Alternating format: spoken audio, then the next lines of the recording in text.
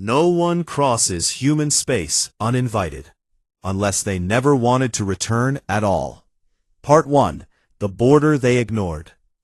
The warning buoys had been floating at the edge of human space for over 200 years. They were old, yes. Some of them had rust-colored streaks running along their metal sides from decades of solar radiation, but they still worked. Every single one of them still worked. Their lights blinked in a slow, patient rhythm. Red, then white, then red again. And their signal broadcast on every known frequency used by every known species in the galaxy. The message was simple. It had always been simple. It said, "You are approaching human space. Turn around. This is your only warning." Most species listened. The Vreth Dominion did not.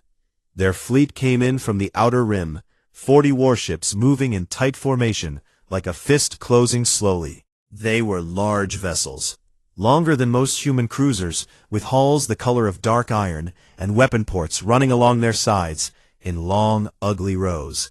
The Vreth had conquered 11 systems in the last 60 years. They had broken 2 interstellar alliances, and absorbed 4 smaller species into their dominion by force. They were not a young power. They were not reckless or foolish by their own standards. They simply believed that strength was the only language the universe truly spoke. And so, they crossed the line. Admiral Do-hyun was in the middle of eating a bowl of instant noodles when the alert came through. He was a tall man, lean, with short black hair and dark eyes that always looked like they were doing math. He had been stationed at Border Command Alpha for 3 years. Before that, he had served in the Outer Engagement Fleet during the Kepler raids, a conflict that had lasted 8 months and left permanent marks on everyone who survived it. He was not a man who panicked easily. He was not a man who panicked at all. He set his noodles down on the corner of his console, looked at the screen, and said nothing for a moment. 40 contacts, all large, all armed, all moving deeper into the buffer zone. Commander Jian stepped up beside him. She was younger than Do-hyun by about 10 years, sharp-faced, with her hair pulled back and a tablet already in her hands. She had served under him for 2 years and had learned quickly that his silences meant more than most people's words. She waited. "They crossed the second marker?" Do-hyun asked. "Yes, sir. 4 minutes ago. No response to any of our hails." "The automated warnings fired?" "All 47 buoys in Sector 9 transmitted on repeat.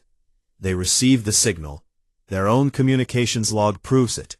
We're intercepting their internal chatter. They received it, and they kept moving." Do-hyun nodded slowly. He picked up his noodles again and took one more bite. Then he put them down for the last time and turned fully to face the main display. He had been the one to run the final calibration checks on the 4th-generation minefield 3 months ago.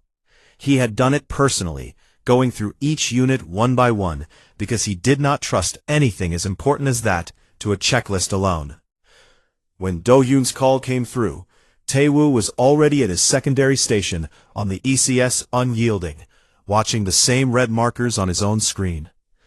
"They're really doing it," Tae-woo said when he answered. "They are," Do-hyun said. "What is the status of the outer grid?" 100%. Every unit is active. They're in low emission mode right now. Cold and dark. The Vreth scanners won't see anything unusual. Just debris, maybe. Old metal. Nothing to worry about. He paused. "Until it worries them." Do-hyun almost smiled. "Keep them cold until I give the word." "Understood." On the Vreth flagship, a vessel they called the Vorkon's Pride, Commander Vos Kale stood at the center of his command ring and felt good.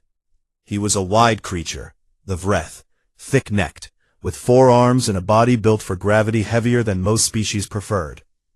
He had won 3 military campaigns. He had received decorations from the Dominion High Council. He had read the intelligence reports on humanity and found them underwhelming.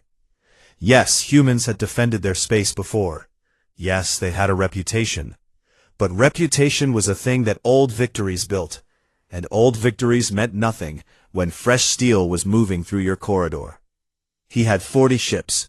He had calculated the response time of human border fleets.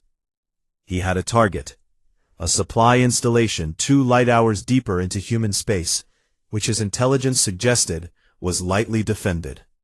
Hit the installation, take the resources, withdraw before a full military response could form. Clean, fast, profitable. His second-in-command, a younger officer named Verak, approached him. "Commander, we are receiving another transmission from the human beacons." "Ignore it. They are also attempting a direct hail on our command frequency." Voskale turned slowly. "Who authorized them to have our command frequency?" Verak said nothing. That was the thing about human intelligence networks. Nobody quite knew how deep they ran. "Ignore it," Voskale said again. "All of it. Maintain course and formation." Back on Border Command Alpha, Jian looked up from her station. "They're ignoring the direct hail." "I know," Doyan said. "Do you want to try again?" He was quiet for a moment. The red markers kept moving. Slow, confident. 40 ships, with their weapon ports pointed forward, crossing deeper and deeper into a space that did not belong to them. "No," he said finally. "We gave them every chance."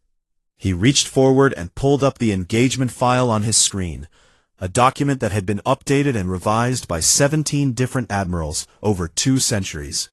At the top of it, in plain text, were 4 words that every border commander knew by heart. They were warned first. Dohyun initialed the file. "Sound General Quarters," he said, "and get me Boyan.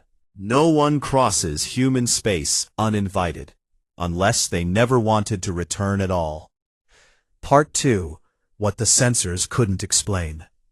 Lieutenant Boyan had designed the 4th-generation mine system in a small office with bad lighting and a broken chair. That was 3 years ago, when she was still considered too young for a project of that size. Her supervisors had given her the assignment, half as a test, and half because nobody else wanted to spend 18 months rewriting a weapon system that already worked. The 3rd-generation mines had been fine, reliable, effective enough. But Boyan had looked at the after-action reports from the last 3 border engagements and found the same flaw every time. The mines were predictable. An enemy who knew they were there could plot around them. An enemy who knew the activation pattern could time a fast run through the field and come out the other side with acceptable losses. She had decided that was not acceptable. The 4th-generation system did not have a fixed activation pattern. It did not have a grid layout that any sensor sweep could map. It had something far simpler and far more dangerous. It had patience. Each unit in the field operated independently. Each one had a small, low-power processor that ran a single task, watch the space around it, and wait for the right moment. They communicated with each other in tight, low-emission pulses, so brief that most scanner systems would categorize them as background noise. They did not cluster together. They did not sit in straight lines or predictable arcs. They drifted, very slowly, into formations that looked like nothing at all, until the moment they became something very specific. Boyan had called the behavior algorithm Patience Protocol. Her supervisors had called it unsettling. She had taken that as a compliment. When Do-hyun called her, she was already awake.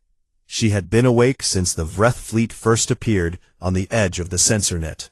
She was seated at her station on the ECS unyielding, a half-empty cup of coffee cooling beside her keyboard, watching the minefield status display with the focused calm of someone watching a very slow game play out exactly as expected. "Boyan," Do-hyun said over the comm, "give me a status."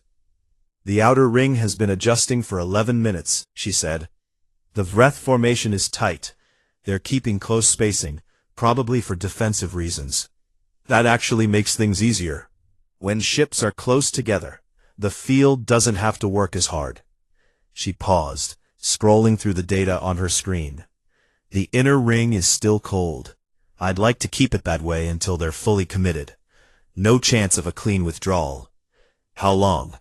At their current speed, maybe 20 minutes before they cross the point where pulling back becomes a serious problem. 30 before it becomes an impossible one. Do-hyun was quiet for a moment. Keep them cold. I'll give you the word. Understood. She ended the call and looked back at her screen. The small dots representing the mine units were almost invisible against the star field, exactly as intended. She had spent weeks on the emission signature of each unit, making sure that even a dedicated close-range scanner sweep would return nothing more alarming than old metal fragments. Space was full of old metal fragments. Nobody in the galaxy got nervous about floating debris anymore. That had been a calculated choice. On the Vorkon's Pride, the Vreth sensor operator was a young officer named Drevak, who had been doing his job for 4 years and had never once found a reason to question his own readouts. His equipment was good. His training was solid.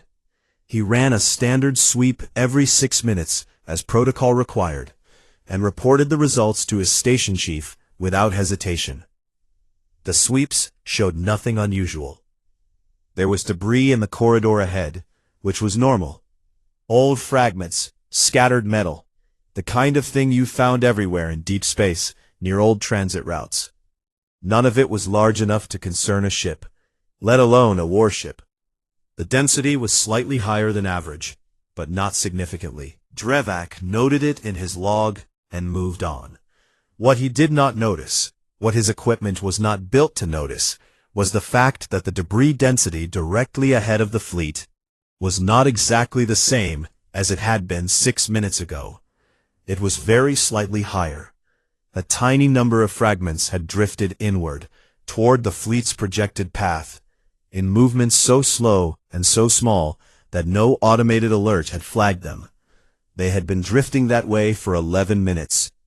They would keep drifting for another 19.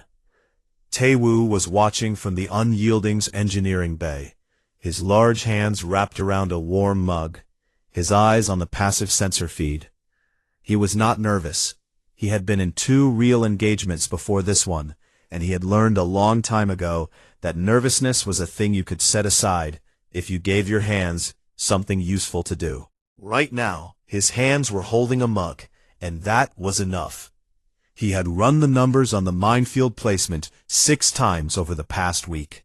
He had checked Boyan's yield calculations twice, not because he doubted her, but because he respected the work enough to verify it personally. The math was clean. The positioning was right. The only variable that Tae-woo could not fully calculate was the Vreth formation behavior. But from what he could see on the sensor feed, they were doing almost exactly what the projections had predicted. Tight formation, constant speed, weapon ports forward, defensive screens up, all attention pointed ahead at a target they thought was undefended. They were not looking behind them. They were not looking at the debris. 40 ships, Tae-woo said quietly, to nobody in particular. The junior tech at the station beside him looked up. Just thinking out loud. Jian pulled up the full sensor record and double-checked the documentation log for the 4th time. Every warning, every hail, every timestamp. It was all there, clean and complete. If anyone ever asked, and in her experience someone always asked afterward, the record would show exactly what had happened and in exactly what order. The Vreth had been told. The Vreth had been told again. The Vreth had been told a 3rd time on their own command frequency. They had acknowledged none of it and altered course for none of it. That mattered, not because humanity needed permission to defend its space. It did not. But because the documentation was part of the process. It always had been. Every engagement in human space that had gone before this one was logged the same way. The files went back 200 years. Different names, different ships, different reasons for crossing the line. All of them ending the same way. All of them documented with the same careful, complete, unapologetic record. They were warned first. Jian looked up at the main display. The red markers were still moving, still confident, still completely unaware of what the debris field around them was slowly becoming. She thought about saying something, a comment maybe, or an observation. She looked at Do-hyun instead, and decided against it. He was watching the screen with that same quiet, mathematical expression he always wore. He already knew everything she would have said. No one crosses human space uninvited, unless they never wanted to return at all. Part 3. The Silence Before Everything. Soo-yeol had been working in the Intelligence and Records Division for 9 years. She was not a soldier. She had never fired a weapon in her life, and had no plans to start. What she did, what she was genuinely very good at, was find information, organize it, and present it in a way that made people feel the full weight of what it meant. She had built the file that Do-hyun was about to play to the Vreth fleet over the course of 2 years. She had started it not because anyone asked her to, but because she had been cataloging historical border engagement records, and noticed something. Every species that had ever entered human space without permission had eventually become a cautionary story that other species told quietly, in private, with careful voices. The size of the fleet changed, the species changed, the year changed, but the outcome never did. And nobody had ever put all those outcomes in one place, in order, in a format that could be played to an incoming aggressor before the shooting started. She had thought that was a waste, so she built the file. It was not dramatic. That had been a deliberate choice.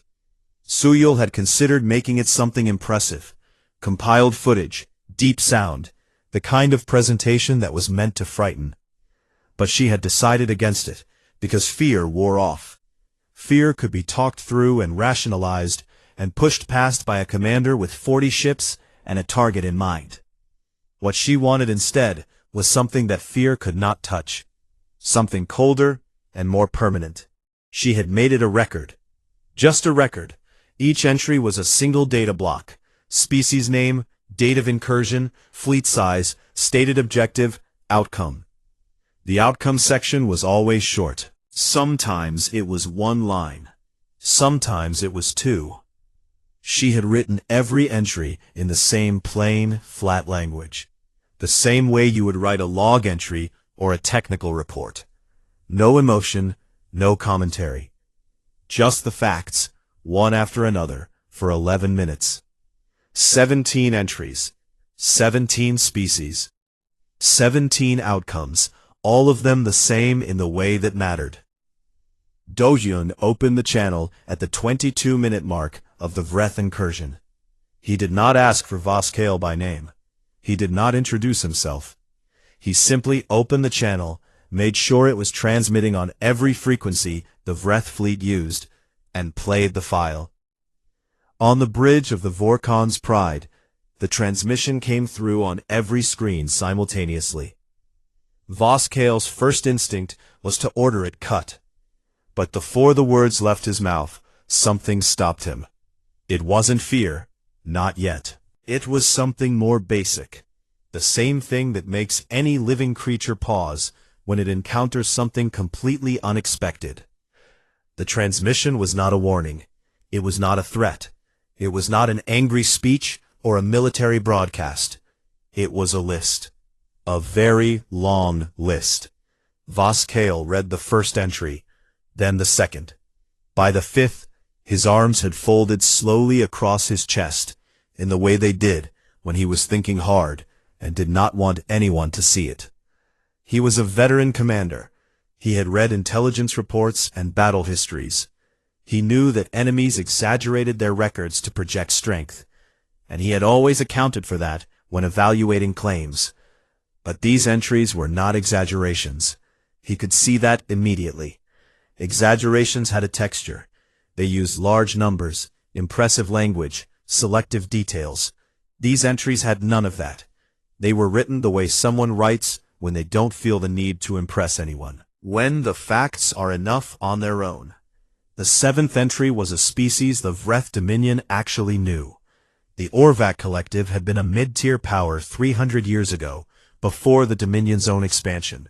The Vreth history said the Orvac had declined and fragmented. The file said they had sent 31 ships into human space without authorization, and had not sent 31 ships back. Vos Kale looked at that entry for a long time. Verak noticed the change in his commander's posture, and said nothing. He had served under Vos Kale long enough to read the signs. The wide stance that usually meant confidence had narrowed slightly. The forearms, which Vos Kale typically kept loose and ready, were now tight and closed. He was still watching the screens, but the way he was watching them had changed. "Commander," Verak said quietly, "we are approaching the inner threshold." Vos Kale did not answer right away. The file was still running. Entry 12. Entry 13. "Commander," Verak said again, "should I prepare a withdrawal route?" The bridge was very quiet now. The other officers had stopped pretending to work, and were reading the screens the same way Vos Kale was reading them. Not with panic, with the careful, reluctant attention of people beginning to understand that the ground under them might not be as solid as they had believed. Vos Kale finally spoke. "Calculate a withdrawal vector. Do not execute. Just calculate." Verak moved to do it. On Border Command Alpha, Gion watched the Vreth formation hesitate. Not stop, hesitate. A slight reduction in speed, barely measurable. The tight formation that had held for 22 minutes developed a small irregularity as the rearmost ships slowed fractionally while the front ships kept pace. "They're reading it," she said. "Yes," Do-hyun said. "They're going to try to pull back." Do-hyun said nothing. The file had 2 minutes left. He watched the timer on the transmission feed count down. He thought about Suyul, somewhere in the Records Division building on Earth, who had probably spent more time on this file than she would ever admit to anyone. He thought about the 17 entries, and the care she had taken to write them all in the same plain, flat voice. He thought about the Orvac collective entry, which had always been the one that made other species stop and think. The Orvac were real history, not a human claim. The timer reached 0. The file ended. The channel stayed open for 3 seconds of complete silence. Then Verak's voice came through, not to Do-hyun, but audible on the open channel, talking to his own commander. "Commander, I have a withdrawal vector ready. I strongly recommend—" The channel cut. They had closed it on their end, which meant someone over there was moving fast and not thinking about protocol. Do-hyun looked at Gion. She was already watching him. "They want out," she said. He nodded slowly. "Yes." She waited. "Too late," he said. He looked at the display, where the red markers were now shifting. Slight course corrections, the front of the formation beginning to slow, the back beginning to crowd inward. 40 ships trying to reverse course in a tight corridor, with no idea what was in the debris field around them. He picked up the comm. "Boyan," he said. "Warm them up. H1, no one crosses human space uninvited, unless they never wanted to return at all. H2, Part 4, The Cost of Arrogance. H2, Paragraph. The mines did not explode all at once. That was the first thing the Vreth fleet failed to understand. When Boyan had designed the patience protocol, she had thought carefully about what maximum damage actually meant. A simultaneous detonation was loud and fast and looked impressive on a battle record. But a staggered sequence, timed, deliberate, patient even now, was something else entirely. It didn't just destroy ships, it destroyed the space between ships. It turned the corridor a fleet was moving through into a place where any direction could be wrong, where slowing down was as dangerous as speeding up, where the act of trying to protect your neighbor in formation meant pulling yourself into range of the next device. It made the fleet work against itself. The first mine activated on the left flank of the Vreth formation, near the third ship in the outer column. It was not a large explosion by the standards of capital ship warfare. But it did not need to be large. It needed to be positioned, and it was. The wrecked ship lurched to starboard, its portside systems disrupted, its crew scrambling.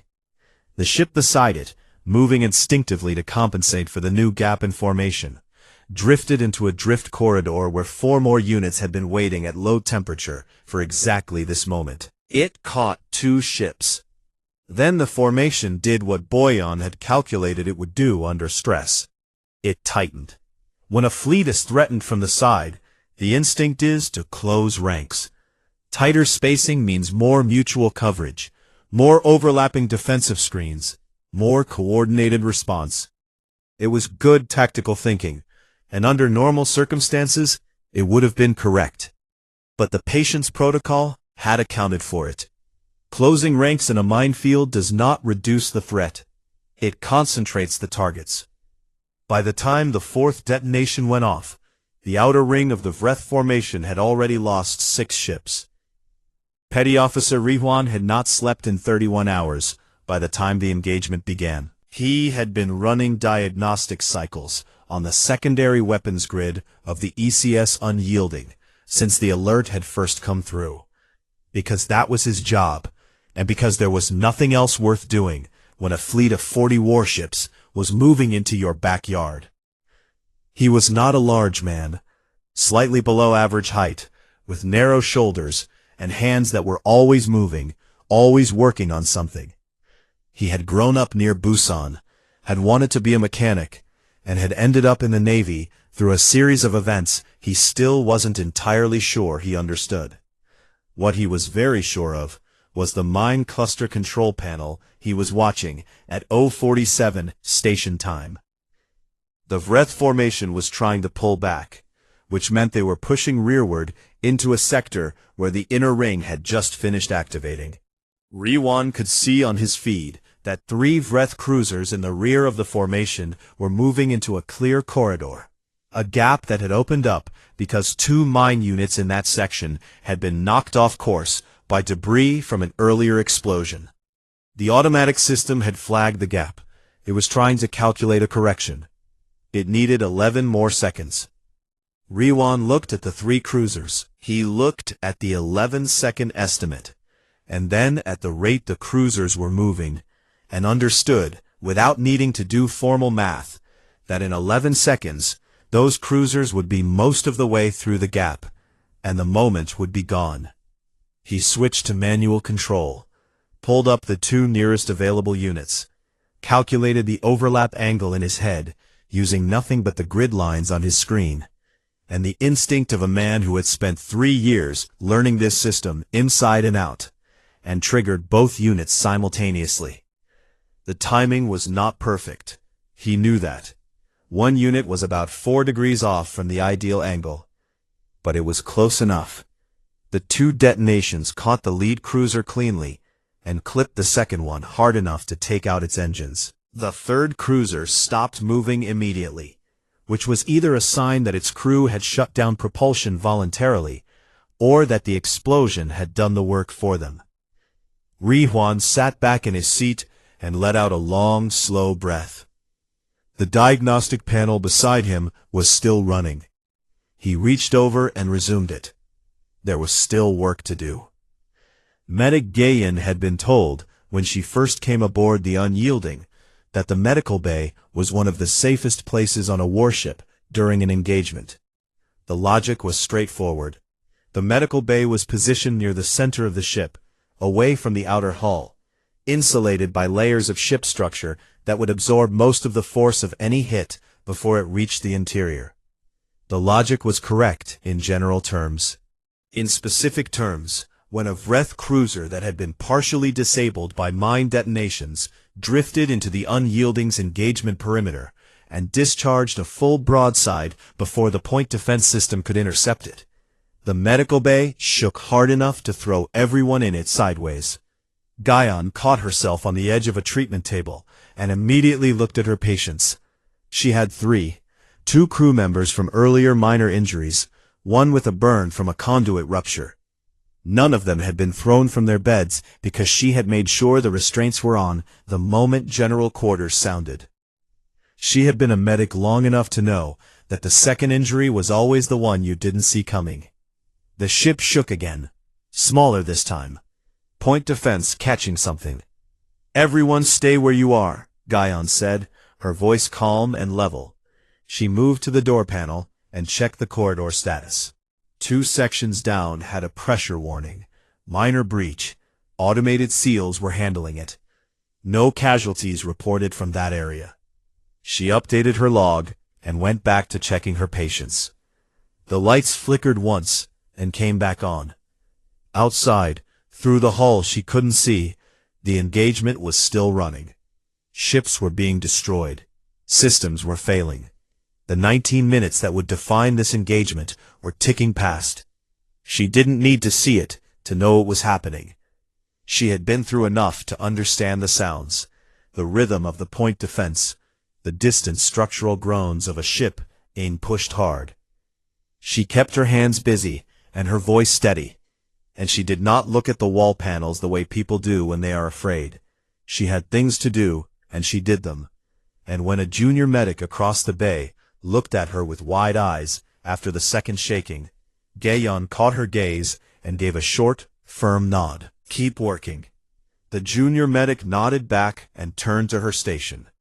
19 minutes after the first mine activated, the engagement was effectively over. Of the 40 Vreth warships that had crossed into human space, 34 were destroyed, disabled, or structurally unrecoverable. 6 had managed to push through the outer engagement zone during the chaos of the final minutes, taking heavy damage but maintaining propulsion. They were running now, hard, in different directions, as if distance alone could undo what had happened. Do-hyun watched the 6 red markers moving away on the display. The remaining markers were either stationary or gone entirely. The minefield was spent in the engagement zone, its units either detonated or flagged for recovery. The Unyielding and the 3 other human vessels that had been active in the sector were reporting varying levels of damage. Nothing critical, nothing that couldn't be repaired. He looked at the numbers for a long time. 40 came in. 6 were leaving. He had won this engagement completely, and he felt exactly what he always felt after it was over. Not satisfaction, not pride. Something heavier and quieter than either of those things. The weight of a lesson that kept having to be taught. The tiredness of being right about something you would have preferred to be wrong about. "Cease active tracking on the retreating vessels," he said. Jian looked at him. "No pursuit?" "No pursuit." She nodded and relayed the order. Do-hyun looked at the empty space where 34 ships had been, and thought about Voskale, somewhere in the wreckage, or somewhere among the 6 running ships.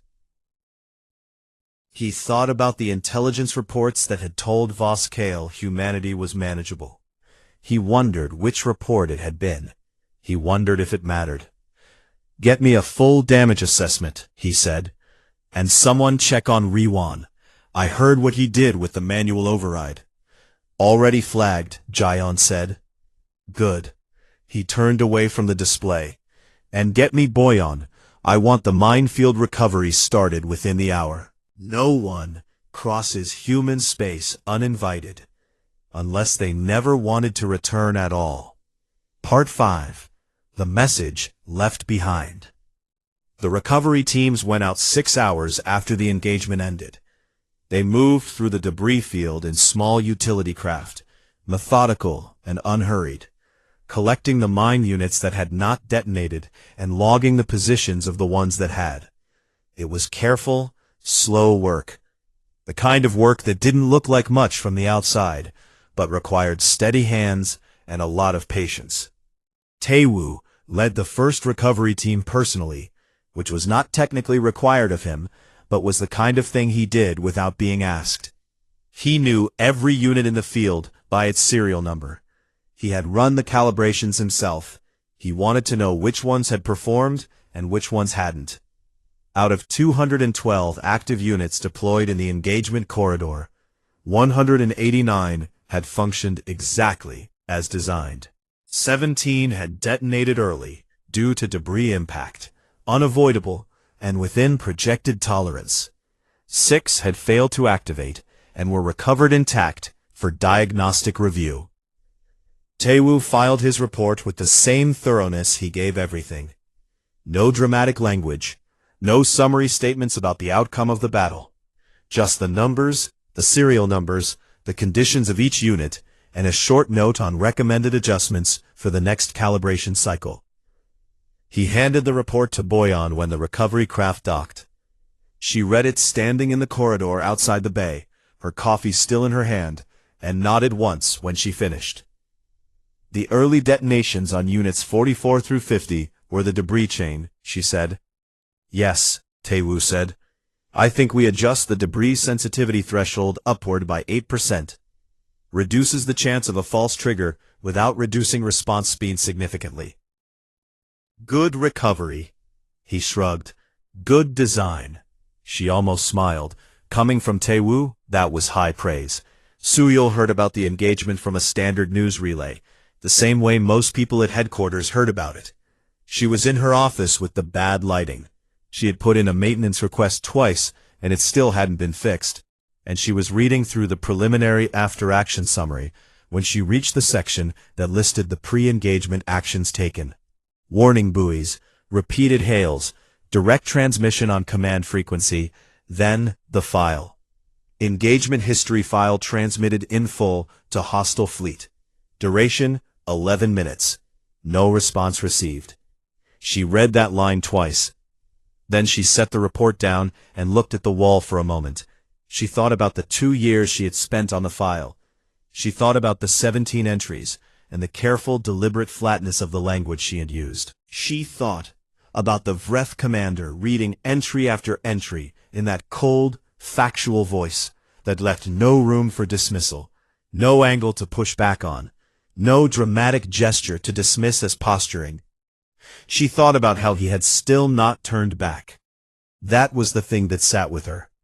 The file hadn't stopped them. Nothing had stopped them.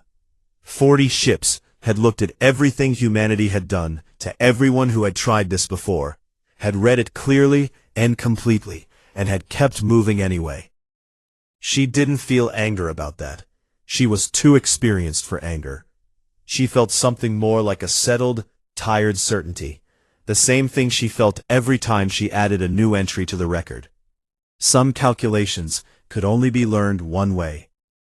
She opened her documentation folder and created a new entry. Vreth Dominion, 40 vessels, crossing point at Sector 9 Marker 2.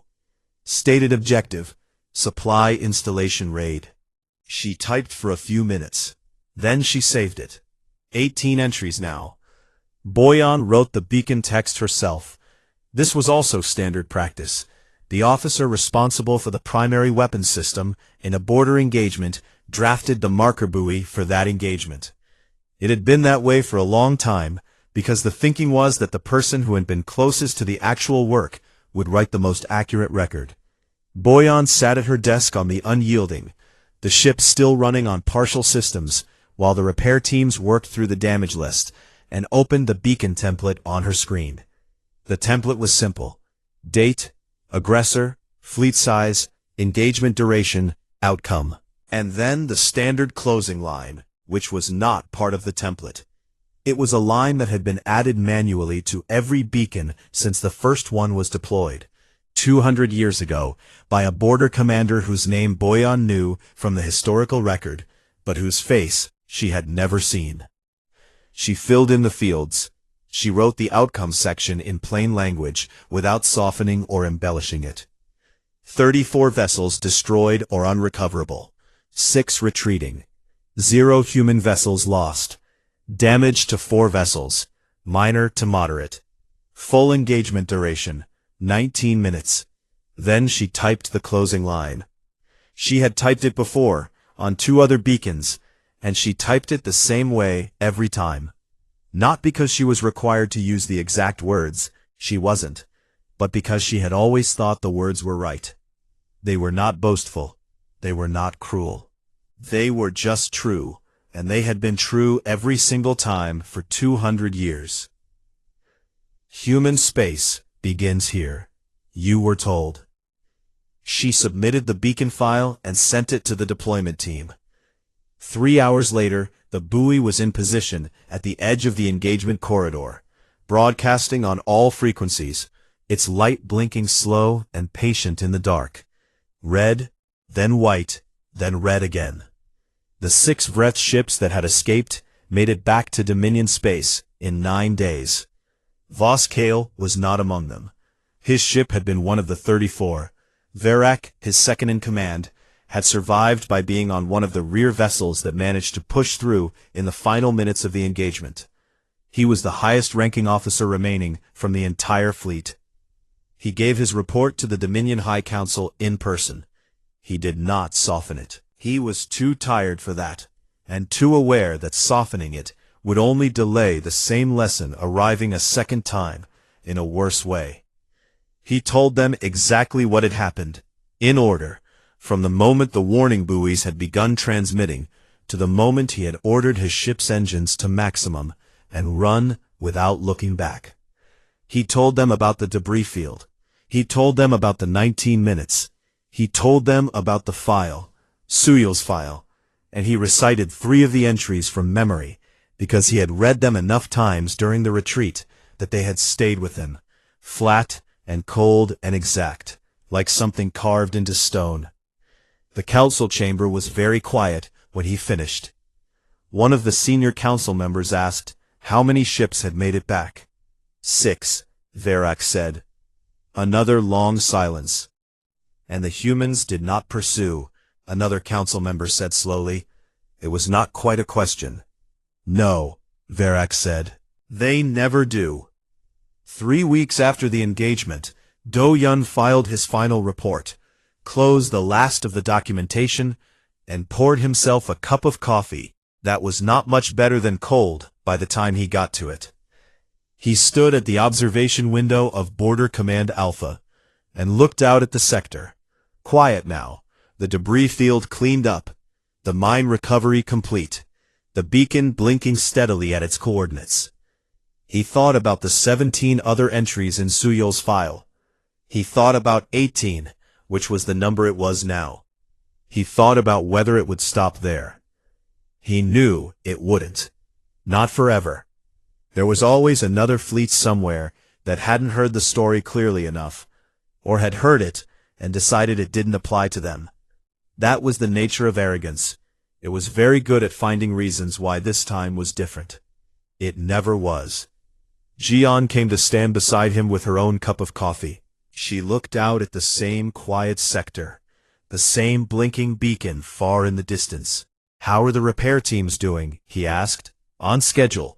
3 more days for the unyielding. The others are already cleared. Good. They stood there for a moment without talking. The sector was calm and empty and dark in the way that deep space always was, enormous and indifferent and completely still. Do you think the Vreth will try again? Jian asked.